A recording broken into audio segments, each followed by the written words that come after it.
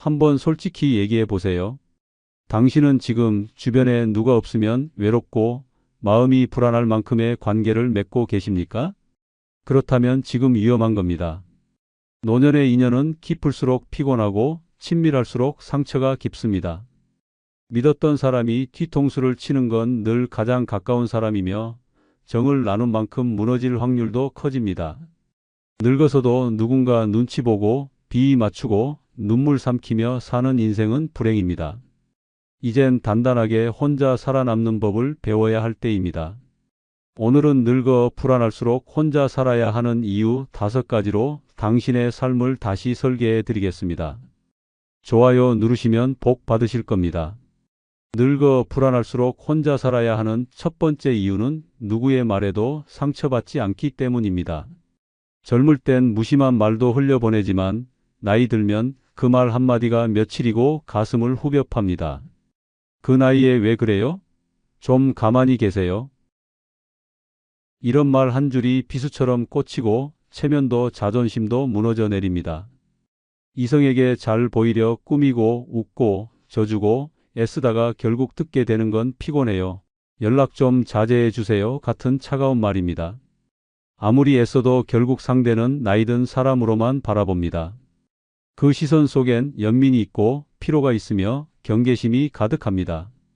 이성적 감정은 설렘보다 상처를 훨씬 더 많이 남깁니다. 특히 노년은 외로움이 깊어질수록 말에 더 예민해지고 감정은 더 쉽게 흔들립니다. 괜히 말끝이 짧아지면 내가 싫어졌나? 의심이 들고 문자 하나 없으면 혹시 다른 사람이 있나? 불안이 올라옵니다. 그렇게 마음은 초조함에 갇히고 평온했던 일상은 무너집니다. 사랑이라는 이름의 착각은 결국 자신을 부수는 칼이 됩니다.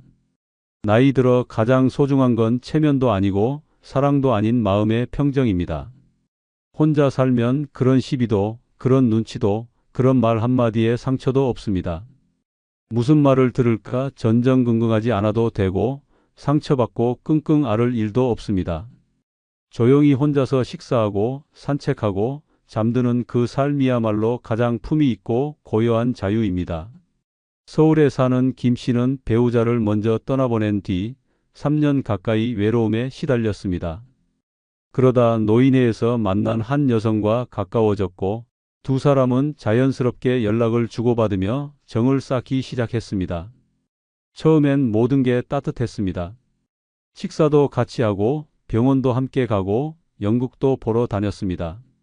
그런데 시간이 지나자 상대 여성의 말이 가시처럼 박히기 시작했습니다. 그 셔츠 또 입었네요? 아직도 전처 생각하세요? 그 나이에도 질투하세요? 하루하루가 칭찬보다 지적이 더 많아졌고 친밀감보단 피로감이 커져갔습니다. 김 씨는 고민 끝에 이 관계를 끝냈습니다. 그리고 얼마 지나지 않아 그는 다시 혼자의 일상으로 돌아갔고 평온을 되찾았습니다. 혼자 밥을 먹고 혼자 시장을 보며 혼자 길을 걷는 삶이 의외로 덜 외롭고 훨씬 마음이 편하다는 걸 그제서야 깨달았습니다. 말은 칼보다 날카롭습니다. 사랑이라는 이름 아래 내뱉는 말이라 해도 그 말은 노년의 자존심을 무너뜨리는 흉기가 될 수 있습니다. 이성에 집착하면 집착할수록 마음은 상처에 피멍이 듭니다. 하지만 혼자 살아가기로 마음먹는 순간 그 모든 비수는 더 이상 닿지 않습니다. 그 어떤 말에도 상처받지 않는 단단한 자유, 그것이야말로 노년에 지켜야 할 진짜 품격입니다. 두 번째 이유는 희망 고문 없는 사랑에서 벗어나기 때문입니다. 사랑은 분명 아름답습니다. 하지만 노년에 시작된 사랑은 그 아름다움보다 훨씬 더 깊고 오래가는 고통을 남깁니다. 그 고통의 정체는 다름 아닌 희망 고문입니다. 오늘은 웃으며 안부를 물어왔고 내일은 아무런 연락도 없이 사라집니다. 내가 뭘 잘못했나? 혹시 마음이 식은 걸까? 내가 너무 집착했나? 이런 고민이 머리를 점령하고 밤마다 자책과 불안으로 잠을 설칩니다. 문제는 이 사랑이 명확한 답을 주지 않는다는 점입니다. 밀당처럼 느껴지는 태도, 애매한 말투, 그리고 가끔씩 던지는 따뜻한 한마디가 희망처럼 보이지만 사실 그것은 잔인한 농락입니다.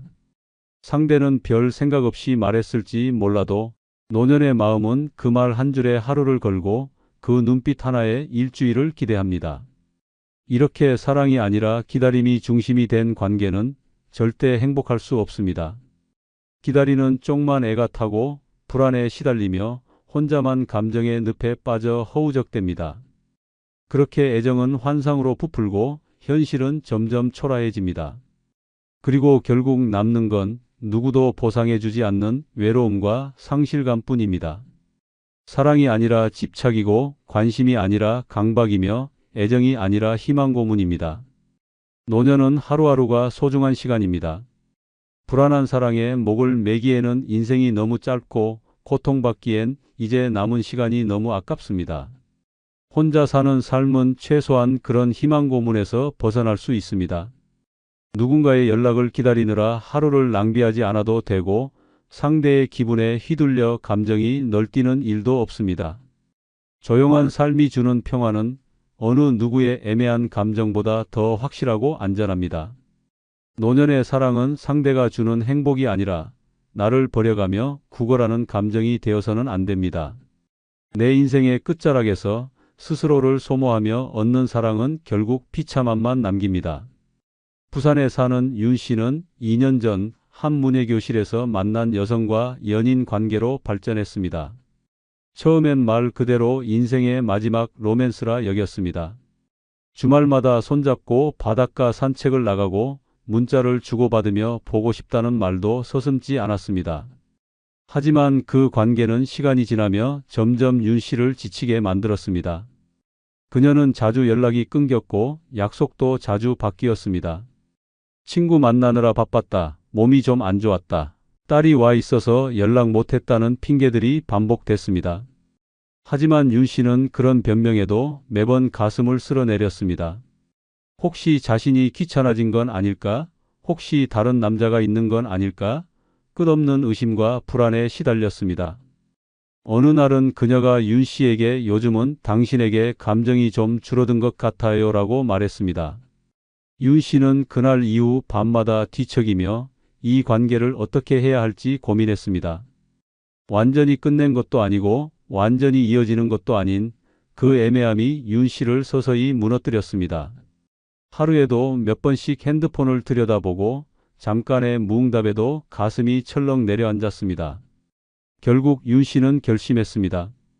이 관계는 자신을 소진시키는 희망 고문일 뿐이며 자신은 더 이상 그 말장난 같은 사랑을 견딜 힘이 없다는 것을 깨달았습니다. 이별을 통보한 후 처음엔 더 허전하고 더 외로울 줄 알았지만 오히려 삶이 조용해지고 마음이 평온해졌습니다. 매일 아침 불안 없이 눈을 뜨고 밤마다 감정의 롤러코스터 없이 잠자리에 들 수 있다는 사실만으로도 윤 씨는 진정한 자유를 느꼈다고 말했습니다. 희망 고문은 사랑이 아닙니다. 특히 노년에 찾아오는 그런 감정은 환상이라는 독버섯입니다. 혼자라는 이유로 외로움에 기대다 보면 그 틈을 타고 들어온 이성적 감정은 곧바로 불안과 상처를 퍼뜨리는 병이 됩니다. 사랑을 갈망한 만큼 기다림에 지치고 결국 버려진 기분에 몸서리치게 됩니다. 그런 고통을 끊어내는 가장 확실한 방법은 혼자 사는 결심입니다. 그 누구도 내 감정을 장난처럼 다루지 못하게 하고 그 어떤 기대에도 속지 않게 되는 삶. 바로 그 자유야말로 노년의 마지막 품격이며 후회 없는 선택입니다. 세 번째 이유는 잘해줘도 돌아오는 원망을 피할 수 있기 때문입니다. 노년의 가장 억울한 일은 진심을 다했는데 돌아오는 게 고마움이 아니라 불만일 때입니다. 도와주고 챙겨주고 아껴주고 내 것까지 내어줬는데 왜 이제 줘요? 그때 그 말 기분 나빴어요. 더 잘할 수 있었잖아요 라는 말을 들으면 마음은 산산이 부서집니다. 결국 아무리 잘해도 그 사람의 기대에 못 미치면 원망의 대상이 되는 것이 인간관계의 본질입니다. 특히 정서적으로 의지한 관계일수록 이 고통은 더 끔찍하게 다가옵니다. 사랑도 마찬가지입니다. 나이 들어서 시작한 사랑은 더욱 조심스럽고 더욱 절실하기에 더 많이 주고 싶어집니다. 용돈도 건네고 건강도 챙기고 자식 이야기까지 들어주며 전부를 내어줍니다. 하지만 시간이 지나면 이 잘해줌이 당연함으로 바뀌고 나중에는 부족함으로 평가받습니다. 처음엔 감사하던 사람이 어느새 요즘은 왜 예전 같지 않죠? 예전엔 자주 챙겨줬잖아요 요라는 식으로 불만을 쏟아냅니다. 감정은 늘 배고프고 사람은 늘 더 많은 걸 원합니다. 잘해주는 걸 멈추면 차갑다고 말하고 계속해도 기준이 높아져 결국 실망했다며 떠나갑니다. 남는 건 상처입니다. 사랑해서 더 아팠고 도와줘서 더 미웠고 믿었기에 더 후회가 큽니다. 혼자 살면 이 모든 악순환에서 벗어날 수 있습니다. 누구에게도 기대받지 않고 누구의 기분도 맞추지 않으며 내가 베푼 만큼 억울함도 없습니다. 잘해줘서 고마움은커녕 원망을 들어야 할 일도 없고 마음 다 줬다가 뱉은 말 한 줄에 상처받을 일도 없습니다. 무엇보다 인간관계 속에서 반복되는 도움 마이너스 기대 마이너스 실망 마이너스 갈등이라는 지긋지긋한 패턴을 완전히 끊을 수 있습니다. 이게 바로 혼자 사는 삶의 가장 강력한 방어막입니다. 상처받지 않기 위한 가장 확실한 선택이자 나를 지키는 유일한 길입니다. 대구에 사는 이 씨는 5년 전 같은 종교 모임에서 만난 여성과 가까워졌습니다. 이 씨는 혼자 사는 그녀가 안쓰러워 마트에 데려다주고 무릎이 안 좋다는 말을 듣고 병원도 함께 가줬습니다. 명절이 되면 작은 선물도 챙겼고 비 오는 날엔 우산도 들고 가서 기다렸습니다. 주변에서는 연인 사이냐는 소문도 있었지만 이 씨는 오로지 인간적인 정으로 그 관계를 유지했습니다. 그러던 어느 날 그녀가 감정적으로 흔들리며 말을 꺼냈습니다. 왜 그렇게 애매하게 대하세요? 그동안 날 헷갈리게 만든 책임은 없나요? 이 씨는 당황했고 관계의 선을 그으려 했습니다. 그러자 돌아온 말은 충격적이었습니다. 어차피 심심해서 놀아준 거였죠? 그렇게 살면 외롭게 죽어요. 이 씨는 며칠 동안 밤잠을 설쳤습니다. 자신이 했던 모든 배려와 친절이 한순간의 모욕과 비난으로 되돌아온 겁니다. 그녀에게 사과까지 하며 오해를 풀려 했지만 돌아온 건 냉소적인 말투와 더 깊어진 원망뿐이었습니다. 결국 이 씨는 연락을 끊고 혼자의 삶으로 돌아갔습니다. 그 이후로는 누구도 도와주지 않고 누구의 부탁도 쉽게 받아주지 않습니다. 대신 그는 다시는 잘해줬다 원망 듣는 모욕을 당하지 않게 되었습니다. 이 씨는 말합니다. 차라리 모른 척하고 지나가는 게 낫더라. 도와줘봤자 고맙단 말 한마디 듣기 어려운 세상이다. 혼자의 삶은 무심하지만 그만큼 평화롭고 단단합니다. 노년의 인간관계에서 상처받는 가장 큰 이유는 기대입니다. 잘해줬기에 돌아올 거라는 기대, 이해해주길 바라는 기대, 그 사람이 나만큼 나를 생각하길 바라는 기대. 하지만 현실은 냉정합니다. 아무리 잘해줘도 상대의 입장과 감정이 변하면 당신은 가해자가 되고 모질게 떠나도 상대는 피해자가 됩니다. 그러니 이제 그만 베풀고 이제 그만 기대하며 이제 그만 억울해할 필요가 있습니다. 혼자 사는 삶은 상처받지 않기 위한 최고의 방패입니다. 잘해줘도 원망만 돌아오는 세상, 그 부조리를 더는 마주하지 않아도 되는 자유. 그것이야말로 진짜 노년의 축복이며 가장 실속 있는 지혜입니다. 늙어 불안할수록 혼자 살아야 하는 네 번째 이유는 거짓말에 속지 않기 위해 의심하며 살 필요가 없기 때문입니다. 노년에 가장 필요한 감정은 불신입니다. 사랑할수록 의심이 커지고 기대할수록 두려움이 쌓이며 가까워질수록 말 한마디 한마디가 모두 함정처럼 느껴지는 순간들이 늘어납니다. 어제는 왜 연락이 안 됐을까? 정말 친구 만난 걸까? 혹시 내 돈을 노리는 건 아닐까? 사랑과 신뢰로 시작한 관계가 의심으로 바뀌는 순간 그것은 더 이상 사랑이 아닌 심리적 지옥입니다. 특히 노년은 마음이 약해지고 외로움이 커지는 시기이기에 작은 말에도 크게 흔들립니다. 상대가 보고 싶다는 말만 해도 모든 걸 용서하게 되고 곧 연락할게요 라는 말 한마디에 또다시 희망을 걸게 됩니다. 하지만 그 말이 진심인지 아니면 나를 달래려는 거짓인지 구분하기란 쉽지 않습니다. 거짓말은 노련하고 의심은 늙은 마음을 갉아먹습니다. 믿지 않자니 관계가 끊어질까 무섭고 믿자니 또다시 당할까 두렵습니다. 이 두려움과 피로 속에서 노년의 자존감은 점점 침몰하고 결국 자신조차도 의심하는 무기력에 빠지게 됩니다. 혼자 사는 삶은 이 모든 불안에서 완전히 벗어날 수 있습니다. 거짓말에 속을 일도 없고 누군가를 감시하거나 추궁할 이유도 없습니다. 내가 보낸 문자에 답이 없다고 하루 종일 핸드폰만 쳐다보는 일도 없고 말투가 바뀌었다고 며칠을 고민할 필요도 없습니다. 혼자 살면 오직 나의 진심만이 기준이 됩니다. 의심도 없고 기만도 없으며 감정 낭비도 사라집니다. 그 조용한 고요가 노년의 마음을 지켜주는 유일한 방패입니다. 인천에 사는 정 씨는 70대 초반의 한 여성과 인연을 맺었습니다. 동네 음악 감상 모임에서 처음 마주친 그녀는 언제나 단정한 차림에 눈웃음이 따뜻한 사람이었습니다. 클래식 음악 취향도 비슷했고 둘은 금세 가까워졌습니다. 일주일에 한 번씩 만나 음악 카페에서 커피를 마시며 이야기를 나누고 산책길에서는 조용히 손을 맞잡기도 했습니다. 정 씨는 그 시간이 기다려졌고 설레었습니다.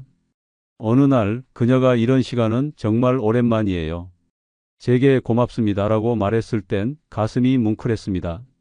그래서 그는 주저없이 더 자주 연락했고 때로는 그녀가 좋아하던 붉은 스카프를 선물하거나 작은 꽃다발을 들고 그녀 집 앞에 찾아가기도 했습니다.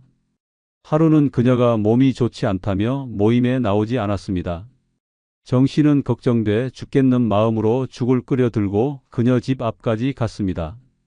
그녀는 고맙다며 문 밖에서 받아들었고 그날 저녁엔 따뜻한 전화도 왔습니다. 이런 따뜻함 잊고 살았네요. 정말 감사해요. 그 말을 들은 정 씨는 더욱 깊은 마음을 갖게 되었고 어느 순간 그녀를 위해 은근히 생활비도 챙겨주기 시작했습니다. 하지만 어느 날 정 씨는 우연히 그녀가 다른 남성과 함께 저녁을 먹고 있는 모습을 보게 되었습니다. 식당 한쪽 창가 자리에 앉은 두 사람은 너무나도 편안한 표정이었습니다. 그 남성의 손을 그녀가 살며시 덥석 잡는 장면까지 보았을 때 정 씨의 마음은 얼어붙었습니다. 며칠을 고민하다 조심스레 물었습니다. 우리 사이가 어떤 의미였는지 나는 진심이었는데요. 그러자 그녀는 뜻밖에도 이렇게 말했습니다. 저도 마음이 있었어요. 그런데 나이 들수록 한 사람만 바라보며 살 자신이 없네요. 따뜻한 사람이 많다는 걸 알게 됐거든요. 그건 죄가 아니잖아요. 그 순간 정 씨는 무너졌습니다. 그녀의 말은 사실일 수 있었지만 자신이 받은 설렘과 희망, 그리고 사랑은 그저 수많은 감정 중 하나였던 것입니다. 자신만 진심이었다는 사실에 큰 배신감을 느꼈습니다. 정 씨는 결국 그 관계를 정리했습니다. 그 이후로 그는 더 이상 사랑이라는 이름으로 거짓말에 속지 않기로 결심했습니다. 그는 말합니다. 사랑이 나쁜 건 아니었습니다. 하지만 그 사랑이 내 마음을 망가뜨리는 순간 그것은 더 이상 사랑이 아니었습니다.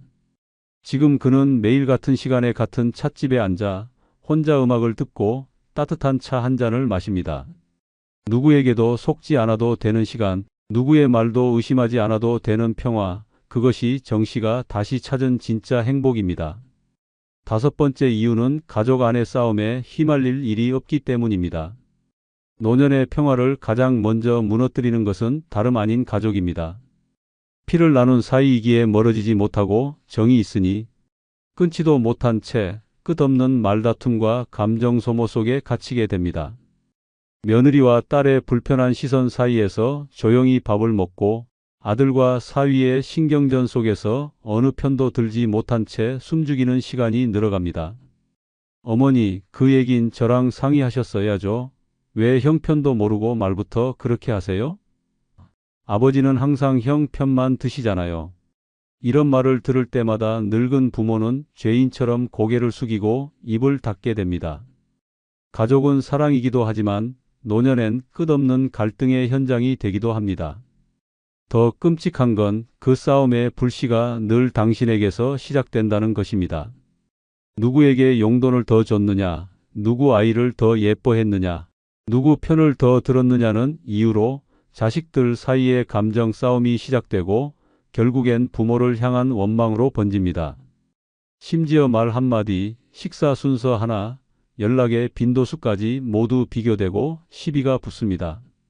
그때마다 부모는 중재자가 되지만 결국엔 양쪽 모두에게 미움받는 공공의 적이 됩니다. 노년의 감정의 골은 깊게 남고 집안의 균열은 걷잡을 수 없이 퍼져갑니다. 결국 사랑하던 가족이 가장 무서운 스트레스가 되고 함께 있는 공간이 가장 불편한 감옥이 됩니다. 혼자 살면 이 모든 전쟁에서 벗어날 수 있습니다. 누구의 감정도 조율할 필요 없고 누구의 눈치도 볼 이유 없습니다. 가족이란 이름으로 밀려오는 억울함, 서운함, 참는 감정 따위도 없습니다. 혼자의 삶은 누구도 미워하지 않아도 되는 삶이며 누구의 싸움도 감당하지 않아도 되는 평화로운 전선밖입니다. 노년에 진짜 지켜야 할 것은 자식이 아니라 나 자신의 고요함입니다. 광주에 사는 장 씨는 부인과 사별 후 자녀들 집을 돌며 지내왔습니다. 큰딸 집에선 사위가 예민했고 작은 아들 집에선 며느리의 차가운 눈빛이 하루하루 장 씨를 지치게 만들었습니다. 결국 장 씨는 매달 보증금을 옮기며 원룸 생활을 하다가 장기요양 등급을 받아 큰아들 집에 들어가게 되었습니다. 처음엔 이젠 편히 계세요 라는 말이 반가웠지만 그 말은 오래가지 않았습니다. 하루는 며느리가 말했습니다. 아버님, 이번 달 전기세가 너무 많이 나왔어요. 며칠 뒤엔 큰아들이 조용히 불렀습니다. 아버지, 생활비 조금만 도와주실 수 없어요? 장 씨는 기초연금에서 조금씩 떼어 건넸고 더 아껴 쓰겠다고 다짐했습니다. 하지만 진짜 문제는 그 이후 벌어졌습니다. 명절을 앞두고 형제들이 모인 자리에서 작은 아들이 말했습니다. 아버지, 요즘은 큰형네만 챙기시네요. 딸은 덧붙였습니다. 전화도 안 하시고 이제 저희는 필요 없으신가 봐요. 순식간에 분위기가 싸늘해졌고 자녀들 사이엔 묘한 경쟁과 시비가 생겨났습니다.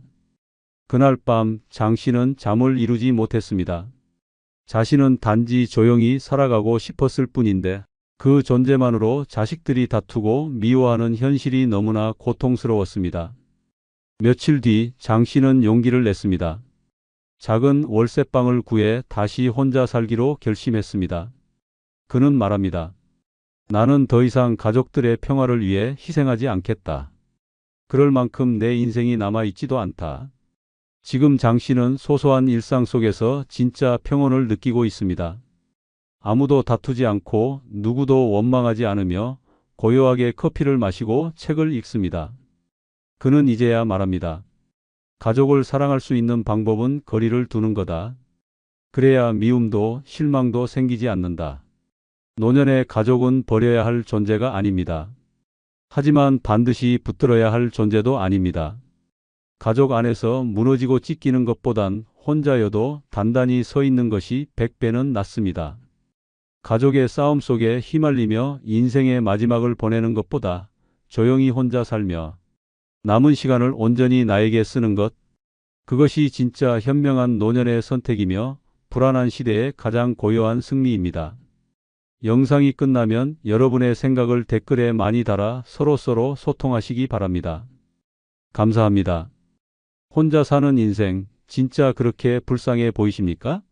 노년에 동반자가 없으면 실패한 삶이라고 믿고 계신가요? 혹시 지금도 누군가의 기분에 휘둘리며 하루하루를 소모하고 있진 않으신가요? 그렇다면 이제는 완전히 새로운 눈으로 바라보셔야 합니다. 노년에 혼자 사는 삶은 결핍이 아니라 회복입니다. 이제야 비로소 누구의 허락도 없이 나를 위해 살 수 있는 시간입니다. 침묵은 평온이고 혼자는 자유이며 고요함은 해방입니다. 지금부터 그 축복의 이유를 하나씩 알아보겠습니다. 당신이 외롭다고 여긴 그 혼자가 어쩌면 가장 큰 선물이었을지도 모릅니다. 노년에 혼자 사는 게 축복인 첫 번째 이유는 자식 집에서 찬밥 신세될 일 없기 때문에 축복입니다. 내가 너희 키울 때는 삼시세끼 따뜻한 밥을 해줬는데 이 말을 꺼내기도 전에 이미 눈치를 보게 됩니다. 식탁에선 말수 줄고 냉장고 문 열 때마다 조심스럽고 거실에서 발소리 하나에도 며느리 눈치가 쏠립니다. 그렇게 부모는 자식 집에서 가족이 아닌 방문자가 됩니다. 자식이 사랑스럽다고요? 물론입니다. 하지만 사랑은 곧 돌봄과 보살핌의 의무가 아닙니다. 자식에게 기대는 순간 부모는 불편한 존재가 됩니다. 처음엔 엄마 아버지 언제든 오세요 라며 반갑게 맞지만 며칠 지나면 식탁에 숟가락 하나 추가하는 일도 귀찮아집니다. 결국 냉장고 속 반찬도 남은 밥도 부모 몫이 아니라 남는 음식 처리용으로 바뀝니다. 차린 것도 없어요. 이거 어제 먹다 남은 건데요. 이 말이 반복되면 부모는 입맛을 잃습니다. 혼자 먹더라도 내가 차려 먹는 밥이 낫지 자식 눈치 보며 삼킨 찬밥은 가슴까지 시립니다. 그래서 혼자 사는 게 축복입니다. 찬밥을 먹어도 내 손으로 덮여 먹는 밥은 절대 서럽지 않습니다. 혼자 밥을 차려도 그 안엔 눈치도 없고 멸시도 없습니다. 따뜻한 국 한 그릇에 담긴 건 음식이 아니라 존엄입니다. 가장 슬픈 노년은 몸이 아픈 게 아니라 마음이 찬밥이 되는 순간입니다. 가족의 집에서 방 하나 얻고 사는 것이 편해 보일지 몰라도 그 안에서 말 못할 서러움은 하루하루 부모의 정신을 무너뜨립니다. 강원도 원주에 사는 74세 송말순 씨는 남편과 사별 후 서울에 사는 큰아들 집으로 들어갔습니다.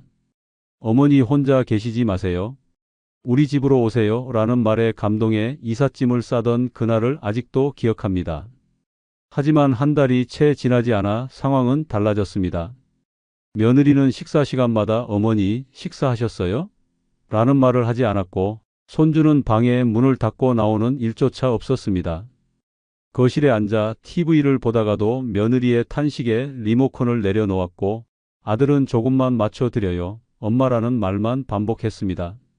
결정적인 날은 설 전날이었습니다. 명절 음식을 준비하며 말순 씨가 반죽을 만지자 며느리가 이렇게 말했습니다. 어머니는 그냥 쉬세요. 어차피 저희는 기계로 할 거예요. 그 말에 말순 씨는 손끝이 얼어붙는 듯 했고 설 다음 날 짐을 싸서 내려왔습니다. 지금은 원주 외곽의 작은 임대 아파트에서 살고 있습니다. 월세는 없고 연금은 적지만 아침엔 정성껏 국을 끓이고 혼자라도 깨끗한 식탁에 밥을 차립니다. 거실엔 햇살이 들고 이불 위엔 라디오 소리가 맴돕니다. 말순 씨는 말합니다. 자식 집에선 반찬 하나 집을 때도 눈치를 봤는데 지금은 찬밥이어도 내 밥이니 맛있어요. 노년에 가장 비참한 건 배고픔이 아닙니다.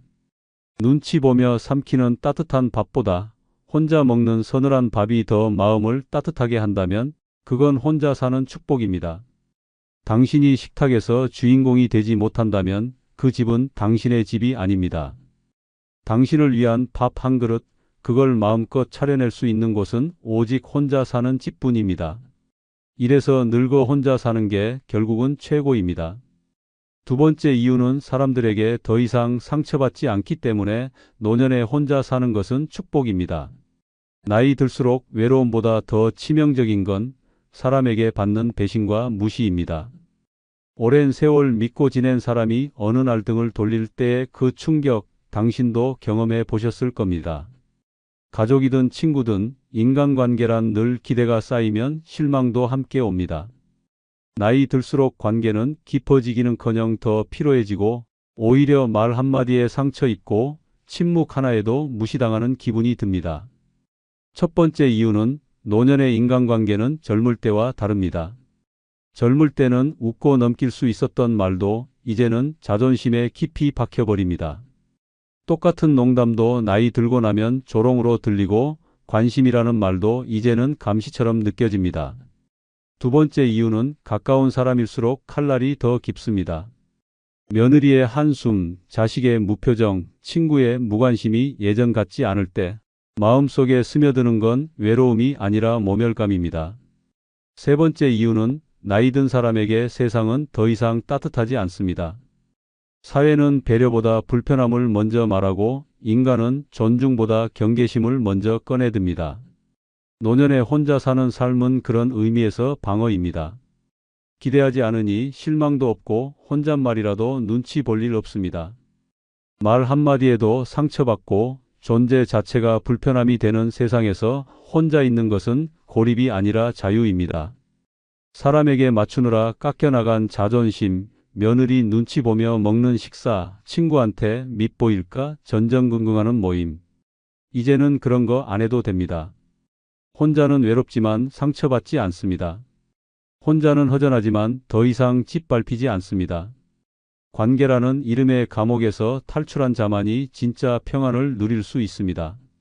올해 71살 된 조남식 씨는 불과 3년 전까지만 해도 매일 동네 노인정에 나갔습니다.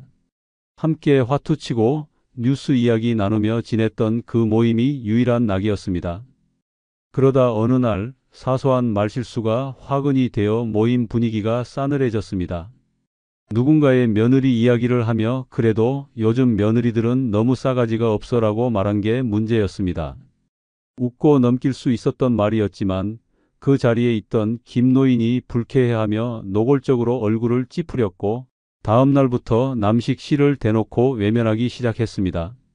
다른 사람들도 눈치를 보며 하나 둘 거리를 뒀고 결국 남식 씨는 스스로 모임의 발길을 끊었습니다. 그때 느낀 상실감과 모멸감은 견디기 힘들었습니다. 함께 웃던 사람들에게 한순간에 투명 인간이 된 기분이었습니다. 그 후 그는 인간관계에 회의를 느꼈습니다. 자신이 뭔가를 잘못했다고 느꼈지만 정작 사과할 기회조차 주어지지 않았다는 게 더 서러웠습니다. 그 일 이후 남식 씨는 혼자 사는 삶을 다르게 바라보게 됐습니다. 누구와도 얼굴 붉힐 일 없고 아무에게도 상처받지 않아도 되는 삶. 자존심이 상하지 않아도 되는 하루가 얼마나 소중한지를 그제야 깨달았다고 말합니다. 이제는 새벽에 일어나 스스로 차린 밥상 앞에서 라디오를 들으며 웃습니다. 말 걸어주는 사람은 없지만 대신 상처 주는 사람도 없습니다. 인간관계가 필요 이상으로 필요하고 위험하다는 걸 뼈저리게 느끼고 나서야 혼자가 얼마나 축복인지 비로소 알게 됐다고 합니다. 그는 말합니다. 혼자라는 건 나를 아끼고 지키는 방법입니다. 늦게 알았지만 이제라도 깨달아서 다행입니다. 이처럼 사람에게서 자유로워진다는 것, 그것만으로도 노년의 고통 절반은 사라지는 것입니다. 세 번째 이유는 누구 인생의 조연이 아닌 내 인생의 주인으로 살기 때문에 노년에 혼자 사는 것은 축복입니다. 평생을 남의 삶을 위해 살았다는 말, 그건 수많은 부모들이 마지막에 내뱉는 한숨입니다. 남편을 위해 아침 일찍 도시락을 싸고 자식을 위해 허리 굽혀 학원비를 마련하고 시댁의 잔소리에 입 다물고 견뎌온 세월. 그렇게 살아온 시간이 수십 년인데 돌아보면 정작 나는 언제 살았지? 라는 질문 앞에 멍해집니다. 누군가의 아내로, 누구의 엄마로, 누군가의 며느리로 살아오다 보면 나라는 존재는 늘 뒤편으로 밀립니다. 하루하루는 바빴지만 그 안에 나는 없었습니다. 누구의 부탁에 시간을 쓰고 누구의 기분에 따라 하루가 흔들리고 누구의 필요에 맞춰 내 인생이 조정됩니다. 노년이 되어도 상황은 달라지지 않습니다. 자식이 힘들다 하면 또 내 삶을 미뤄야 하고 손주 맡겨달란 말에 병원 진료조차 미루게 됩니다. 그렇게 또다시 나는 누구 인생의 조연이 되어 사라집니다. 하지만 혼자 산다는 건 완전히 다릅니다. 더 이상 누구에게 맞출 필요도 희생할 이유도 없습니다. 오롯이 내가 하고 싶은 것을 선택하고 내가 원하는 대로 하루를 쓸 수 있습니다. 일찍 일어나고 싶으면 일찍 일어나고 늦게 자고 싶으면 누구의 눈치도 보지 않아도 됩니다. 진짜 인생은 내가 나를 위해 시간을 쓸 때 시작됩니다. 내가 원하는 걸 먹고 내가 보고 싶은 걸 보고 내가 만나고 싶은 사람을 만나며 사는 것. 그것이 곧 내 인생의 주인으로 사는 삶입니다. 서울 은평구에 사는 75세 조영자 씨는 평생을 누구 엄마, 누구 아내라는 이름으로 살아왔습니다. 남편은 늘 내가 뭘 안다고 나서냐고 말했고 자식들은 엄마는 우리한테 다 해주고 살아야지라며 당연하게 요구했습니다. 남편이 먼저 세상을 떠난 뒤 자식들은 돌아가며 엄마, 우리랑 같이 살아요라고 말했습니다. 하지만 그 말의 끝엔 늘 조건이 붙었습니다. 근데 엄마, 애 좀 봐주셔야 해요. 아침 저녁 식사 좀 챙겨주시면 좋겠어요. 그녀는 조용히 말했다고 합니다. 이젠 누구의 엄마로 살고 싶지 않다. 그냥 나로 살고 싶다. 그리고 연금으로 월세가 저렴한 원룸을 얻어 홀로 서기를 시작했습니다. 아침엔 라디오를 들으며 커피를 내리고 오전엔 근처 공원에서 혼자 걷습니다. 점심엔 자기가 먹고 싶은 음식을 해 먹고 오후엔 그림을 그리며 시간을 보냅니다. 누가 시키지 않아도 하고 누가 뭐라 하지 않아도 멈춥니다. 조영자 씨는 말합니다. 나는 이제 누구 인생의 조연이 아니에요. 드디어 내 이야기의 주인공이 됐어요. 노년에 혼자 산다는 건 더 이상 누구의 필요에 따라 살지 않아도 된다는 뜻입니다. 오롯이 나를 중심에 두고 살아갈 수 있는 인생. 그게 혼자 사는 축복입니다. 마지막 생의 무대에서 더 이상 조연으로 머물지 마십시오. 네 번째 이유는 남들과 비교하지 않고 살기 때문에 노년에 혼자 사는 것은 축복입니다. 노년의 상처는 대부분 관계에서 오고 그중 절반은 비교에서 시작됩니다. 동창회, 친목회, 아파트 커뮤니티, 교회 모임. 어디를 가든 빠지지 않고 나오는 이야기는 자식 자랑, 손주 자랑, 집값, 여행 사진입니다. 우리 아들은 이번에 외제차 뽑았어요. 우리 손주는 유학 갔어요. 나는 이번에 미국 다녀왔지 뭐예요. 그 말을 듣는 순간 당신의 지난 삶은 아무리 열심히 살았어도 한순간에 초라해집니다. 집은 작고 연금은 적고 자식은 연락도 뜸하고 병원비 걱정에 하루하루 버티는 인생. 비교는 시작되자마자 당신의 자존감을 부숩니다. 특히 함께 사는 가족이 있으면 비교는 일상이 됩니다. 며느리와 옆집 며느리 비교, 사위와 이웃 사위 비교, 내 자식과 남의 자식, 내 식탁과 남의 식탁. 모두가 나 아닌 다른 사람의 삶을 들여다보며 오늘의 나를 깎아먹습니다. 그러다 보면 내가 좋아하던 것도 싫어지고 내가 지켜온 것도 부끄러워지고 나라는 사람 자체가 점점 작아집니다. 결국 남의 삶을 바라보느라 내 삶을 잃어버리는 것입니다. 하지만 혼자 산다는 건 다릅니다. 비교할 대상이 없습니다. 자랑을 들을 사람도 없고 자랑할 필요도 없습니다. 나의 삶, 나의 속도, 나의 기준으로 하루하루를 살아갑니다.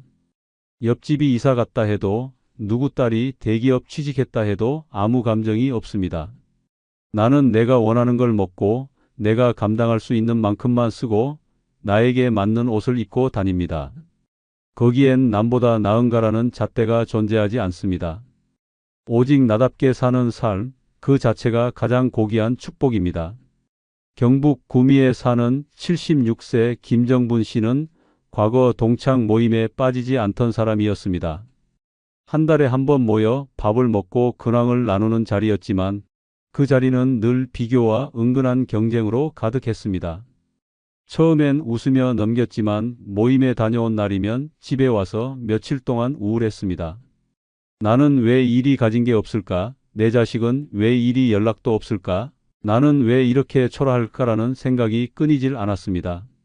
그러던 어느 날 한 동창이 식사 중에 이런 말을 했습니다. 정분아, 넌 늘 입고 다니는 옷이 똑같네. 그 말이 너무도 모욕적으로 들려서 집에 돌아오자마자 거울을 봤습니다. 그리고 스스로에게 물었습니다. 나는 왜 남의 시선에 이렇게 흔들리고 있는 걸까? 그날 이후 정분 씨는 동창 모임을 끊었습니다. 대신 매주 금요일마다 동네 카페에 가서 책을 읽기로 했습니다. 처음엔 어색했지만 점점 혼자 보내는 시간이 좋아졌습니다. 누구와도 비교하지 않는 시간, 누구의 눈치도 보지 않는 조용한 순간. 지금의 정분 씨는 동네 사람들과 적당히 거리 두며 스스로를 위한 일상에 집중합니다. 동창 모임 대신 동네 도서관 강연에 참여하고 유튜브로 배운 꽃꽂이를 즐기며 거실 한 켠을 꾸몄습니다. 그녀는 말합니다. 비교 안 하니까 마음이 편하고 비교 안 당하니까 내가 존중받는 느낌이에요. 혼자 살면 외로운 줄 알았는데 지금처럼 평온한 적이 없어요. 남들과 비교하지 않는 삶. 그것이야말로 진짜 내 삶을 사는 첫걸음입니다.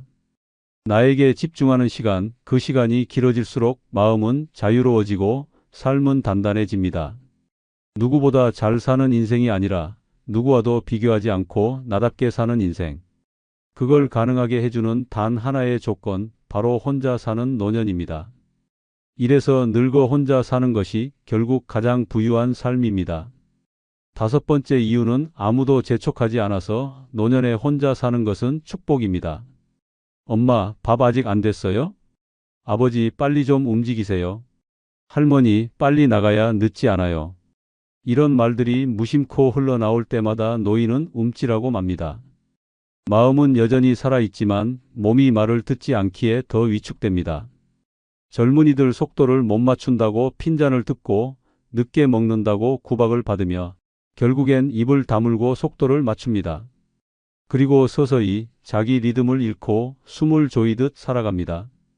아침에 느긋하게 일어나 따뜻한 물 한 잔 마시고 하늘을 한번 올려다보는 그 평범한 여유조차 허락되지 않습니다.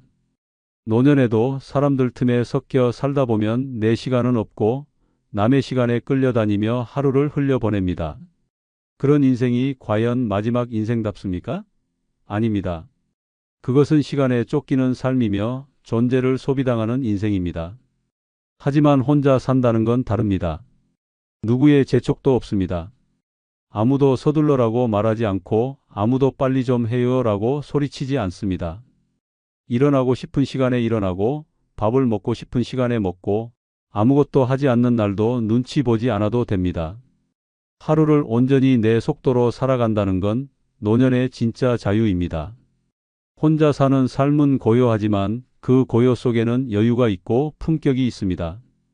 남의 걸음에 끌려가던 발걸음을 멈추고 내 템포대로 사는 삶. 그것이 혼자 사는 인생이 주는 가장 깊은 축복입니다. 인천 계양구에 사는 78세 박태순 씨는 자식들 집을 돌아가며 지냈습니다. 며느리는 매번 태순 씨가 늦게 일어난다고 싫은 티를 냈고 손주는 할머니 왜 이렇게 느려요 라며 재촉했습니다. 식사도 늘 급하게, 이동도 항상 서두르게, 그 집에선 느긋함이라는 단어 자체가 허락되지 않았습니다. 하루는 외출 준비를 하다 늦었다는 이유로 아들한테 들은 말이 아직도 귓가에 맴돕니다. 엄마, 왜 이렇게 굼떠요? 제발 좀 빨리 좀 해요. 그 말에 태순 씨는 순간 숨이 막혔습니다. 내가 짐인가? 라는 생각이 머릿속을 스쳤고 그날 밤 조용히 짐을 쌌습니다. 현재 그녀는 동네의 작은 임대주택에 살고 있습니다. 월세는 적고 연금으로도 충분히 생활이 됩니다. 아침엔 해가 중천에 뜨고 나서야 천천히 일어나고 좋아하는 된장찌개를 정성껏 끓여 먹습니다. 날씨 좋은 날엔 아무 계획 없이 버스를 타고 공원으로 나가 걷고 하고 싶은 일은 하고 하기 싫은 일은 하지 않습니다. 지금의 박태순 씨는 말합니다. 혼자 사니까 한 번도 빨리라는 말을 안 들어요. 그게 얼마나 큰 해방인지 몰라요. 노년에 가장 잔인한 건 아프다는 것도 외롭다는 것도 아닙니다. 하루 종일 누군가에게 재촉당하며 사는 것, 그게 늙음을 가장 비참하게 만듭니다. 하지만 혼자 산다는 건 그 모든 재촉에서 벗어날 수 있다는 뜻입니다. 이제는 천천히 걸어도 되고 쉬엄쉬엄 살아도 됩니다. 남의 속도에 억지로 맞추지 않아도 되는 삶, 그 자체가 노년의 진짜 자유입니다. 여섯 번째 이유는 내 인생을 내 마음대로 설계할 수 있어서 노년에 혼자 사는 것은 축복입니다. 살면서 가장 억울한 순간은 내가 원하지 않는 방향으로 내 인생이 흘러갈 때입니다. 하고 싶은 일도, 살고 싶은 곳도, 쓰고 싶은 돈도 전부 남의 기준과 입맛에 맞춰 살아야 할 때 사람은 점점 나라는 주체를 잃어버립니다. 젊을 땐 가족을 위해, 직장을 위해, 사회의 틀 속에서 타협하며 살아야 했지만 이제는 그렇지 않아야 합니다. 그런데도 많은 노인들이 여전히 타인의 인생을 따라 삽니다. 아들이 원하는 곳에 살아주고 며느리가 편한 시간에 맞춰 움직이고 손주 일정에 내 일정을 밀어내며 살아갑니다. 그래서 정작 중요한 건 있게 됩니다. 나는 어떻게 살고 싶은가? 라는 질문입니다. 이 질문을 스스로에게 할 수 없을 정도로 남의 인생에 맞춰 살아간다면 노년은 또 한 번의 종속일 뿐입니다. 혼자 산다는 건 완전히 다릅니다. 이젠 내가 내 인생의 설계자입니다. 언제 이사 갈지, 어떤 병원에 갈지, 남은 돈을 어떻게 쓸지, 여생을 어디에서 마무리할지. 그 모든 선택이 온전히 내 손에 달려 있습니다. 누구에게 묻지 않아도 되고 누구의 허락도 필요 없습니다. 오늘 걷고 싶은 길을 걸고 다음 달 떠나고 싶은 여행지를 정하고 다음 해엔 취미 하나를 새로 시작할 수 있습니다. 혼자 산다는 건 계획이 자유롭다는 뜻이 아니라 삶을 직접 설계할 수 있는 자격을 회복했다는 의미입니다. 이보다 더 명예롭고 고귀한 노년이 어디 있겠습니까? 자신의 삶을 자신이 설계할 수 있는 사람만이 진짜 인생의 주인입니다. 충북 청주에 사는 72세 이마자 씨는 남편을 떠나보낸 뒤 자식들의 설득으로 몇 년간 서울 아파트에 함께 지냈습니다. 하지만 그곳에선 아무것도 그녀 마음대로 할 수 없었습니다. 외출 시간도 집안에서의 역할도 돈을 쓰는 것도 모두 제한됐습니다. 엄마, 그 돈은 아껴요. 나중에 큰일 날 수도 있으니까. 이 나이에 혼자 여행 가는 건 좀 그렇지 않아요? 이런 말들이 반복되자 그녀는 자신이 살고 있는 게 아니라 살게 해주고 있는 느낌에 사로잡혔다고 말했습니다. 그러던 중 화자 씨는 우연히 텔레비전에서 시니어 공유주택을 본 뒤 단호히 결정했습니다. 청주 외곽의 조용한 시니어 전용 임대주택을 신청했고 이사 당일 모든 가족에게 이렇게 말했습니다. 이제부턴 내 인생, 내 방식대로 살아볼 거야. 그녀는 지금 매주 월요일마다 문화센터에서 서예를 배우고 수요일엔 영화 동아리 모임에 참석합니다. 가끔은 기차를 타고 근처 도시로 1박 2일 여행도 떠납니다. 연금은 적지만 본인이 계획한 대로 쓸 수 있어 돈이 줄지 않습니다. 무엇보다 스스로 결정한 인생이라 하루하루가 뿌듯하다고 말합니다. 이마자 씨는 말합니다. 내 인생을 내가 그려나가는 지금이 진짜 살아있는 시간 같아요. 이제야 비로소 내 삶이라고 말할 수 있어요. 노년에 혼자 산다는 건 외로움의 방치가 아니라 삶의 주도권을 되찾는 위대한 회복입니다. 누군가의 계획표에 따라 움직이던 날들에서 벗어나 내 손으로 인생의 다음 장을 그리는 삶. 그 삶을 살 수 있는 단 하나의 조건, 바로 혼자 사는 용기입니다. 이래서 늙어 혼자 사는 게 결국 최고입니다. 좋아요 눌러주시면 다음 영상 제작에 큰 힘이 됩니다. 노년에 혼자면 외롭지 않아? 외로운 건 잠깐. 대신 속이 다 시원해. 그래도 누군가 옆에 있어야 하지 않나? 누구랑 부대끼며 스트레스 받느니 혼자가 100배 낫지. 혼자 살면 불편하지 않아? 불편은 무슨. 내 마음대로 사니까 이렇게 편할 수가 없어. 평생 남에게 맞춰 살아왔습니다. 가족을 위해 희생하고 남들의 기대에 맞춰 살다 보니 정작 내 인생은 내 것이 아니었습니다. 하지만 이제는 다릅니다. 노년에 혼자라는 것은 진짜 내 삶을 되찾는 최고의 기회입니다.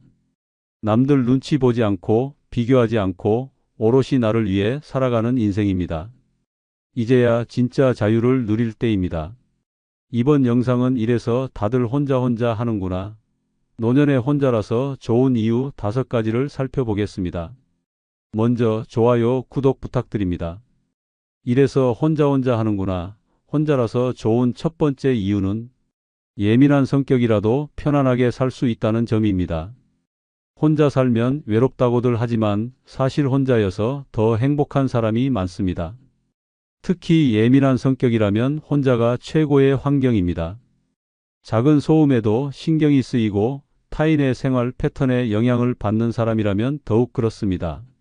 노년에 혼자라는 것은 더 이상 타인에게 맞출 필요 없이 오롯이 나만의 평온을 지킬 수 있다는 것입니다. 아침부터 조용한 공간에서 눈을 뜰 수 있습니다. 누군가가 부스럭거리는 소리, TV를 크게 틀어놓는 소음, 갑작스럽게 울리는 전화벨 소리에 신경을 곤두세울 필요가 없습니다. 오롯이 나만의 리듬으로 하루를 시작할 수 있습니다. 늦잠을 자고 싶으면 자도 되고 일찍 일어나서 명상하며 하루를 시작해도 됩니다. 집안 정리도 내 방식대로 하면 됩니다. 누군가는 깔끔한 정리를 좋아하고 누군가는 자신의 물건이 늘 그대로 있어야 마음이 편합니다. 하지만 함께 살면 늘 타협해야 합니다. 상대가 어질러 놓은 물건을 보면 신경이 쓰이고 반대로 내가 둔 물건을 치우면 불편해집니다. 하지만 혼자 살면 누구도 내 생활 패턴을 건드리지 않습니다.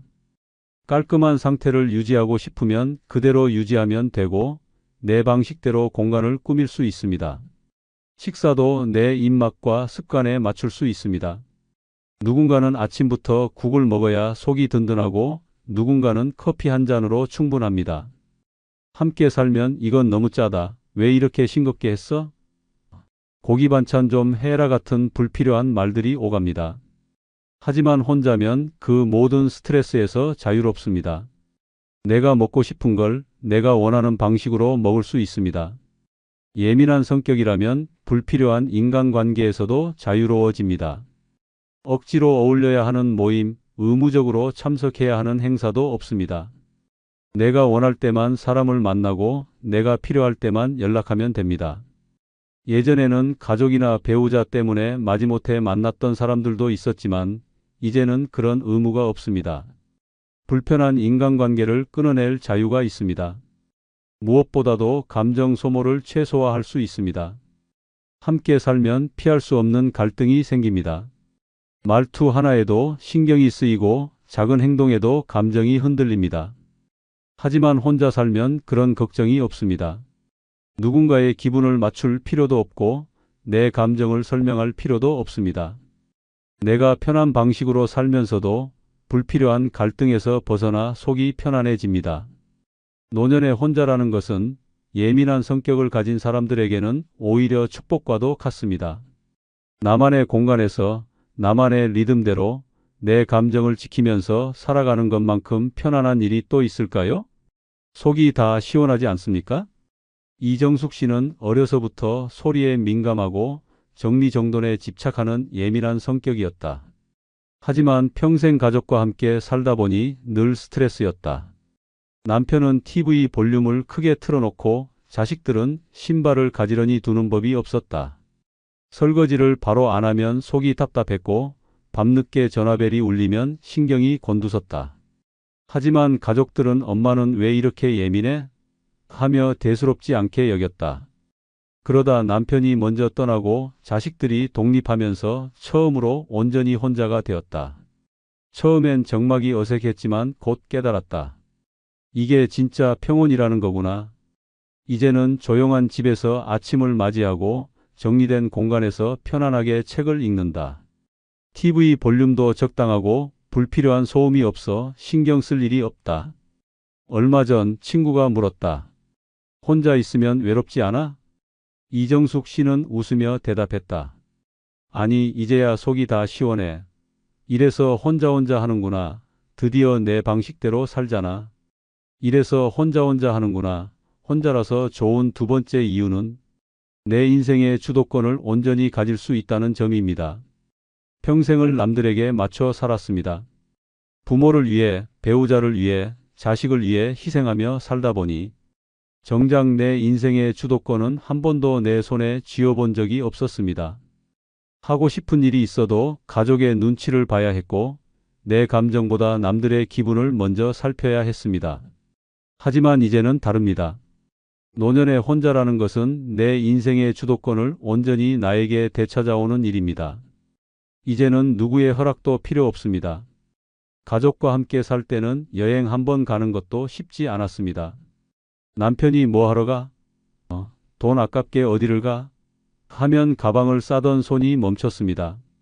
자식들은 엄마, 우리 애 봐줘야지 하며 내 계획을 가로막았습니다. 하지만 이제는 가고 싶으면 떠나면 됩니다. 미리 말할 필요도 없고 누구의 동의를 구할 필요도 없습니다.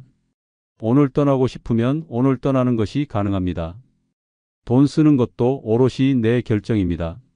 가족이 있을 때는 늘 돈을 아껴야 했습니다. 남편 뒷바라지, 자식 교육비, 생활비에 허리가 휠 만큼 썼습니다. 하지만 이제는 내가 번 돈, 내가 모은 돈을 온전히 나를 위해 쓸 수 있습니다. 먹고 싶은 걸 사 먹고, 가고 싶은 곳에 가고, 배우고 싶은 걸 배우면서 나를 위한 소비를 할 수 있습니다. 이제야 진짜 돈을 내 뜻대로 쓸 자유가 생긴 것입니다. 일상도 내 뜻대로 흘러갑니다. 과거에는 하루 일정이 온통 가족을 중심으로 돌아갔습니다. 아침부터 밥을 차리고 남편과 자식들을 챙기고 그들이 퇴근하고 돌아오면 또 맞춰줘야 했습니다. 하지만 이제는 내 리듬대로 살면 됩니다. 늦잠을 자도 되고 밥을 한 끼만 먹어도 되고 하루 종일 아무것도 안 해도 됩니다. 아무도 뭐라 하지 않고 내 삶의 방식 그대로 살면 됩니다. 인간관계에서도 주도권을 가질 수 있습니다. 가족이 있을 때는 원하지 않는 인간관계도 억지로 유지해야 했습니다. 시댁 행사, 친척 모임, 남편 친구들과의 어색한 자리까지도 마지못해 참석해야 했습니다. 하지만 이제는 진짜 나에게 필요한 사람만 곁에 둘 수 있습니다. 내가 좋아하는 사람들과만 어울리고 불필요한 인간관계는 과감히 정리할 수 있습니다. 노년의 혼자라는 것은 더 이상 남에게 휘둘리지 않고 내 인생을 온전히 내 손으로 결정할 수 있는 최고의 자유를 의미합니다. 이제야 비로소 내 인생을 내가 살아가는 느낌입니다. 이래서 혼자 하는구나. 속이 다 시원하지 않습니까? 박미숙 씨는 평생 가족을 위해 살았다. 남편이 좋아하는 음식만 해줬고 자식들 뒷바라지하느라 자기 취미 하나 제대로 가져본 적이 없었다. 여행을 가고 싶어도 돈 아깝다는 남편 말에 포기했고 배우고 싶은 것도 엄마가 그런 걸 왜 해? 라는 자식들의 반응에 접었다. 그러다 혼자가 되고 나서야 깨달았다. 이제 내 인생 좀 살아봐야겠다. 며칠 전 늦잠을 자고 일어나 커피를 마시며 창밖을 바라보았다. 문득 떠오른 생각에 바로 짐을 싸고 기차표를 예매했다. 목적지는 강릉. 누구한테도 말할 필요 없고 누구 눈치 볼 필요도 없었다. 바닷가에 앉아 파도를 보며 속이 뻥 뚫리는 기분이 들었다. 친구가 전화를 걸어 물었다. 혼자 여행 가니까 심심하지 않아? 박미숙 씨는 웃으며 말했다. 이래서 혼자 하는구나. 이제야 내 마음대로 사네. 이래서 혼자 하는구나. 혼자라서 좋은 세 번째 이유는 본인의 건강과 안전을 최우선으로 할 수 있다는 점입니다. 평생 가족을 먼저 챙기느라 정작 내 건강과 안전은 늘 뒷전이었습니다. 남편이 아프면 병원부터 모시고 갔고 자식이 감기에 걸리면 밤새 약을 챙겼습니다.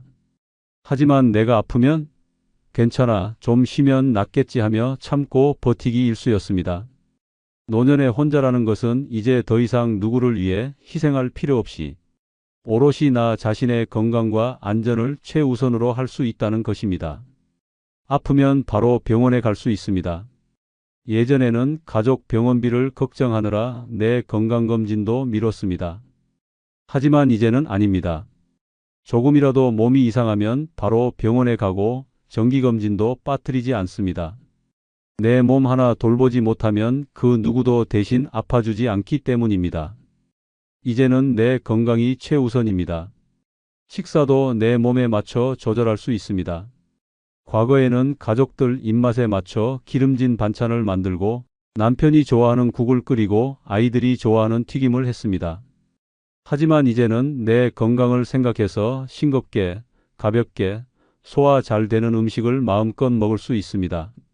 배달 음식을 시켜도 건강한 메뉴를 고르고 누구 눈치 볼 필요 없이 내가 먹고 싶은 걸 즐길 수 있습니다. 운동도 내 리듬에 맞춰 할 수 있습니다. 함께 살면 아침 운동을 가려 해도 밥부터 차려야지 오늘은 그냥 쉬어 하며 밀리기 일쑤였습니다. 하지만 이제는 다릅니다. 하루 일정에서 가장 중요한 것이 내 건강 관리입니다. 아침이면 공원을 걸어도 되고 요가를 해도 되고 수영을 배워도 됩니다. 내 몸이 원하는 방식대로 꾸준히 관리할 수 있습니다. 무엇보다도 안전이 최우선입니다. 가족들과 살 때는 늘 애 봐달라, 심부름 좀 해달라 하며 내가 무리하게 움직이는 상황이 많았습니다.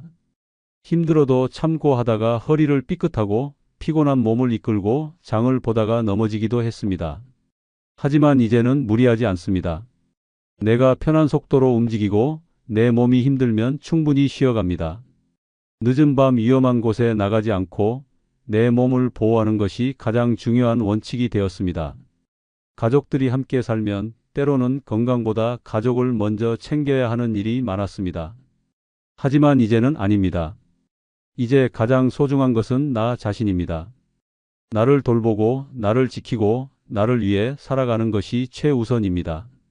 노년에 혼자라는 것은 내 몸을 최우선으로 여기고 나를 가장 먼저 챙길 수 있는 최고의 기회입니다. 이래서 혼자 하는구나. 속이 다 시원하지 않습니까? 이영자 씨는 평생 남들 챙기느라 자기 몸 하나 돌볼 겨를이 없었다. 남편이 혈압이 높다 하면 저염식 식단을 만들고 자식이 피곤하다 하면 보양식을 끓여줬다. 그런데 정작 본인이 어지럼증을 느껴도 좀 쉬면 괜찮겠지 하고 넘겼다. 그렇게 참고 살다 보니 어느 날 갑자기 허리가 끊어질 듯 아파 병원에 실려갔다. 의사는 단호하게 말했다. 이제 본인 건강부터 챙기셔야 해요. 그날 이후 이영자 씨는 달라졌다. 그래, 이젠 내 몸이 먼저다. 운동도 규칙적으로 하고 건강식을 챙겨 먹고 아프면 바로 병원에 간다. 며칠 전 딸이 엄마, 손주 좀 봐줘 하자 단호하게 말했다. 미안하지만 나 필라테스 가야 해. 건강이 먼저야. 친구가 물었다. 혼자 있으면 심심하지 않아? 이영자 씨는 껄껄 웃으며 말했다. 이래서 혼자 하는구나. 이제야 내 몸 좀 돌보네. 이래서 혼자 하는구나. 혼자라서 좋은 네 번째 이유는 나만의 작은 사치를 마음껏 누릴 수 있다는 점입니다. 평생 아끼고 참으며 살았습니다. 가족들 뒷바라지하느라 내 것 하나 사는 것도 사치처럼 느껴졌습니다. 남편과 자식들 옷은 사주면서 정작 내 옷 한 벌 사려 하면 난 그냥 있는 거 입지 뭐 하며 돌아섰습니다. 맛있는 걸 먹고 싶어도 이 돈이면 반찬 하나라도 더 사야지 하며 포기했습니다. 하지만 이제는 다릅니다. 노년에 혼자라는 것은 오롯이 나를 위해 작은 사치를 마음껏 누릴 수 있다는 것입니다. 이제는 커피 한 잔도 내 취향대로 즐길 수 있습니다. 과거에는 남편은 믹스커피를 좋아하고 자식들은 아메리카노를 마셨습니다. 결국 내 입맛은 뒷전이었습니다. 하지만 이제는 다릅니다. 비싼 원두를 사서 향을 음미하며 천천히 한 잔을 내려 마십니다. 카페에 가서 비싼 디저트를 시켜도 돈 아깝다 하는 소리 들을 일도 없습니다. 이제는 작은 사치가 아니라 나를 위한 당연한 행복입니다. 먹고 싶은 것도 자유롭게 먹을 수 있습니다. 가족과 살 때는 늘 오늘 뭐 먹지? 고민하며 남들의 입맛을 맞춰야 했습니다. 하지만 이제는 그럴 필요가 없습니다. 오늘은 한우 스테이크, 내일은 초밥, 모레는 고급 이탈리안 레스토랑. 내가 먹고 싶은 걸 내 마음대로 즐길 수 있습니다. 한 끼를 대충 때우든 비싼 음식을 사 먹든 모두 나의 선택입니다. 쇼핑도 부담 없이 할 수 있습니다. 과거에는 남편이 쓸데없는데 돈 쓰지 마. 자식들이 엄마는 왜 그런 걸 사? 하며 잔소리를 했습니다. 하지만 이제는 아닙니다. 예쁜 스카프가 보이면 사면 되고 좋은 화장품이 있으면 망설이지 않고 구입합니다. 내가 벌고 내가 모은 돈을 내가 행복해지기 위해 쓰는 것입니다. 취미 생활도 마음껏 즐길 수 있습니다. 젊었을 때는 미술을 배우고 싶어도 악기를 연주하고 싶어도 엄마가 그걸 배워서 뭐 하려고 하는 소리에 포기했습니다. 하지만 이제는 배우고 싶으면 배우면 됩니다. 비싼 수업료가 들어도 상관없습니다. 이제는 나를 위해 투자하는 것이 가장 가치 있는 소비입니다. 노년에 혼자라는 것은 더 이상 참으며 사는 인생이 아니라 나를 위해 마음껏 즐기는 인생을 의미합니다. 남들 눈치 볼 필요 없이 내가 원하는 작은 사치를 누리며 사는 것이야말로 진짜 자유입니다. 이래서 혼자 하는구나. 속이 다 시원하지 않습니까? 김정희 씨는 평생 남편과 자식들 챙기느라 본인을 위한 소비는 늘 마지막이었다. 남편 양복은 맞춰주면서 본인은 시장에서 싼 옷을 샀고 자식들 학원비는 아낌없이 대면서 본인 피부 관리는 사치라 여겼다. 그러던 어느 날 혼자가 되고 나서 백화점에 갔다. 늘 그냥 지나쳤던 명품 화장품 코너 앞에서 망설였다. 하지만 문득 이런 생각이 들었다. 평생 가족들 위해 썼는데 이제는 나를 위해 좀 써도 되잖아? 결국 인생 첫 고급 크림을 샀다. 집에 와서 조심스럽게 뚜껑을 열고 얼굴에 발랐다. 거울 속에 자신을 보며 웃음이 났다. 이제야 사람 대접 좀 받는 기분이네. 며칠 후 친구가 물었다. 그 비싼 화장품 아깝지 않아? 김정희 씨는 환하게 웃으며 말했다. 이래서 혼자 하는구나. 이제야 나를 위해 좀 살아보네. 이래서 혼자 하는구나. 혼자라서 좋은 다섯 번째 이유는 누구와도 비교할 필요가 없다는 점입니다. 살면서 늘 비교 속에 살았습니다. 형제들과 비교당하고 친구들과 비교당하고 결혼 후에는 남편과 자식까지 비교 대상이 되었습니다. 누구네 남편은 더 잘해준다. 누구네 자식은 더 성공했다 같은 말들이 따라다녔습니다. 하지만 이제는 다릅니다. 노년의 혼자라는 것은 더 이상 누구와도 비교할 필요 없이 온전히 내 삶을 살아갈 수 있다는 것입니다. 이제는 남의 시선을 신경 쓰지 않아도 됩니다. 과거에는 모임에 나가면 자연스럽게 비교가 시작되었습니다. 남편이 어디 다니냐, 자식은 어디 직장 다니냐, 손주는 몇 명이냐. 같은 질문에 대답할 때마다 속이 답답했습니다. 하지만 이제는 그런 자리 자체를 피할 자유가 있습니다. 불필요한 비교에 신경 쓰지 않아도 되고 내가 원하는 방식대로 내 인생을 살아가면 됩니다. 경제적으로도 더 이상 비교할 필요가 없습니다. 젊었을 때는 누구네는 큰 집으로 이사했대. 누구네 남편은 연봉이 높대 같은 말에 흔들릴 때가 많았습니다. 하지만 이제는 다릅니다. 남들이 어떻게 살든 상관없습니다. 큰 집이든 작은 집이든 해외여행을 다니든 집에서 편하게 쉬든 모두 내 선택일 뿐입니다. 남과 비교하며 허세를 부릴 필요도 억지로 따라갈 필요도 없습니다. 외모에 대한 비교도 끝났습니다. 젊었을 때는 주름이 늘었다, 살이 쪘다 같은 말에 민감하게 반응했습니다. 하지만 이제는 아닙니다. 꾸미고 싶으면 꾸미고 편하게 입고 싶으면 있는 그대로를 즐기면 됩니다. 주름이 있으면 어떤가요? 이것도 살아온 세월의 흔적입니다. 더 이상 남들 눈에 맞추기 위해 애쓰지 않습니다. 가장 큰 변화는 내가 진짜 원하는 삶을 살 수 있다는 것입니다. 가족과 함께 살면 남들의 기대에 맞춰 살아야 했습니다. 하지만 이제는 나에게 집중하면 됩니다. 남들보다 더 잘 살 필요도 더 많은 걸 가질 필요도 없습니다. 비교를 멈추니 삶이 훨씬 가벼워지고 마음이 편안해집니다. 노년의 혼자라는 것은 남들과 비교하지 않고 오롯이 나 자신으로 살아갈 수 있는 최고의 자유를 의미합니다. 남이 어떻게 살든 신경 쓰지 않고 나만의 행복을 찾으면 됩니다. 이래서 혼자 하는구나. 속이 다 시원하지 않습니까? 박영순 씨는 젊었을 때부터 비교 속에 살았다. 친척 모임만 가면 누구네 남편은 승진했대, 누구네 딸은 시집을 잘 갔대 같은 말이 들려왔다.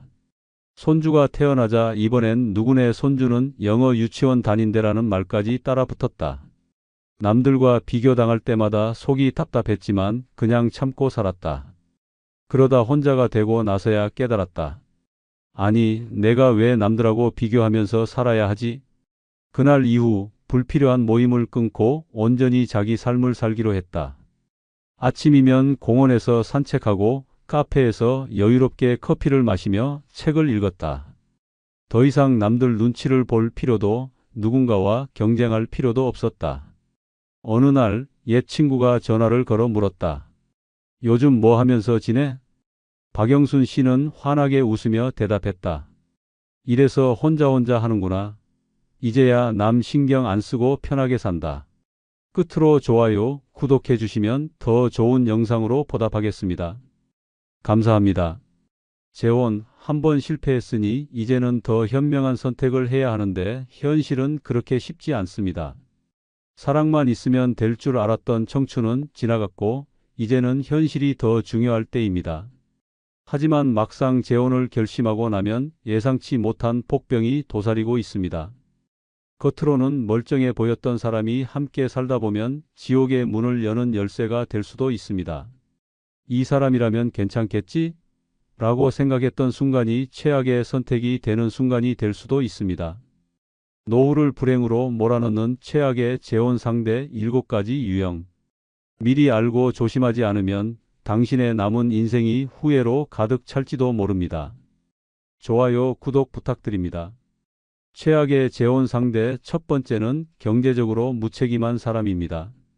재혼을 결심하는 이유는 사랑도 있지만 안정된 노후를 함께 보내고 싶은 마음도 큽니다. 하지만 상대가 돈에 대한 개념이 없다면 평생을 고생만 하다가 결국 후회하게 될 가능성이 높습니다.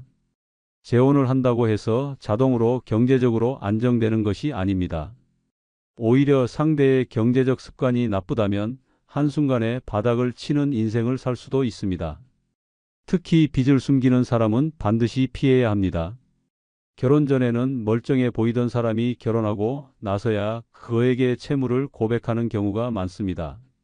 미안해, 사실 빚이 좀 있어라며 가볍게 말하지만 막상 확인해보면 카드빚, 사채, 보증까지 서서 눈덩이처럼 불어난 경우가 허다합니다. 이때부터 상대의 빚을 갚느라 내 노후 자금은 사라지고 결국은 노년의 빚더미에 앉아 비참한 인생을 살게 됩니다. 더 심각한 경우는 돈을 펑펑 쓰면서도 죄책감이 없는 사람입니다. 자신이 번 돈도 아니면서 명품을 사들이고 여행을 다니고 비싼 음식만 찾아다니는 사람이 있습니다. 심지어 내가 이 정도는 써도 되잖아? 라며 당당하기까지 합니다. 이런 유형과 결혼하면 어떻게 될까요? 처음에는 맞춰주다가 결국 통장이 바닥나고 쌓이는 건 후회뿐입니다. 평생 전략하며 모아온 돈이 상대의 사치로 인해 사라지는 것입니다. 재혼 상대를 선택할 때는 반드시 경제 개념이 있는 사람인지 확인해야 합니다. 상대가 현재 돈을 어떻게 쓰는지, 노후 준비는 되어 있는지, 씀씀이가 합리적인지를 살펴보아야 합니다. 특히 돈은 어떻게든 되겠지라며 무책임한 말을 하는 사람은 위험합니다. 세상에 그냥 되는 일은 없습니다. 그런 말을 하는 사람과 함께하면 내 인생이 망가질 확률이 높습니다. 또한 돈에 대한 가치관이 극과 극인 사람과는 결혼을 피해야 합니다. 한쪽은 아끼고 저축하며 계획적으로 사는 성향인데 상대는 돈이 생기면 바로 써버리는 사람이라면 결국 충돌이 생길 수밖에 없습니다. 결혼 후 돈 문제로 다투는 일은 피곤함을 넘어 관계를 파괴하는 가장 큰 원인이 됩니다. 마지막으로 상대가 돈을 벌 생각이 없는지도 살펴봐야 합니다. 재혼 후 나에게 경제적으로 의존하려는 사람은 결국 짐이 될 뿐입니다. 처음에는 당신이 있어서 내가 너무 든든해라며 감동적인 말을 하지만 시간이 지나면 내가 돈을 못 버는 건 당신이 지원해주지 않아서야 라는 식으로 책임을 전가할 수도 있습니다. 최악의 재혼 상대 첫 번째는 사람은 좋지만 빈털터리인 사람입니다. 착하고 성격 좋고 나에게 잘해주는 사람이면 괜찮을 것 같지만 현실은 다릅니다. 좋은 성격만으로는 노후를 안정적으로 보낼 수 없습니다. 돈이 없는 사람과 재혼하면 결국 평생을 고생만 하다가 후회 속에서 살아가게 될 가능성이 큽니다. 처음에는 상대가 따뜻하고 자상한 모습에 끌릴 수 있습니다. 돈이 중요한가? 성격이 좋고 나를 사랑해 주는 게 더 중요하지라고 생각할 수도 있습니다. 하지만 시간이 지나면서 경제적인 현실이 무서운 속도로 다가옵니다. 상대가 벌이가 없거나 재산이 거의 없다면 결국 생활비는 온전히 나의 몫이 됩니다. 상대는 내가 돈은 없어도 마음은 부자야 라며 스스로를 합리화하지만 정작 현실에서는 생활비가 바닥나고 병원비 하나 감당하기 어려운 상황이 펼쳐질 것입니다. 더 심각한 경우는 노후 준비조차 전혀 되어 있지 않은 사람입니다. 젊었을 때 돈을 제대로 모아놓지도 않았고 앞으로도 돈을 벌 능력이 없는 사람이 있다면 결국 그 모든 부담이 나에게 돌아오게 됩니다. 상대가 당신이 있어서 너무 든든해라고 말하는 순간 나는 이미 경제적 짐을 떠안게 된 것입니다. 이런 사람들은 대개 처음에는 미안해하는 척하다가 나중에는 당연하게 여깁니다. 처음에는 내가 더 노력해 볼게라고 말하지만 시간이 지나면 당신이 돈이 있으니까 좀 더 도와줄 수 있는 거 아니야? 라고 요구하기 시작합니다. 결국 나는 경제적 부담뿐만 아니라 정신적인 피로까지 겹쳐서 힘든 나날을 보내게 됩니다. 또한 상대가 돈이 없을 뿐만 아니라 경제관념마저 없다면 그야말로 최악의 상황이 펼쳐질 수 있습니다. 돈을 벌 능력도 없는데 씀씀이는 크고 이 정도는 써도 괜찮아라며 마치 돈이 하늘에서 떨어지는 것처럼 행동한다면 결국 내 노후 자금은 빠른 속도로 사라지고 남는 건 빈 지갑과 후회뿐입니다. 노후는 이제부터 시작하는 인생의 마지막 황금기입니다. 이 시기에 경제적으로 무책임한 사람과 함께 한다면 남은 인생이 고생길로 변하는 것은 시간 문제입니다. 사람은 좋지만 빈털터리인 사람과 재혼하는 것은 결국 나를 희생시키는 선택이 될 수 있습니다. 재혼을 고려할 때는 단순히 성격만 볼 것이 아니라 현실적인 경제 상황까지 꼼꼼하게 따져봐야 합니다. 그렇지 않으면 내 남은 인생까지 흔들릴 수 있습니다. 최악의 재혼 상대 세 번째는 전 배우자와 엮여 있는 사람입니다. 이혼했다고 해서 모든 관계가 끝난 것이 아닙니다. 특히 상대가 전 배우자와 여전히 얽혀 있다면 이 재혼은 시작부터 끝까지 피곤한 싸움이 될 가능성이 큽니다. 단순한 연락 정도가 아니라 감정적으로나 경제적으로 여전히 연결되어 있는 사람이 가장 위험합니다. 가장 흔한 유형은 전 배우자와 감정적으로 정리가 안 된 사람입니다. 입으로는 이혼한 지 오래됐어.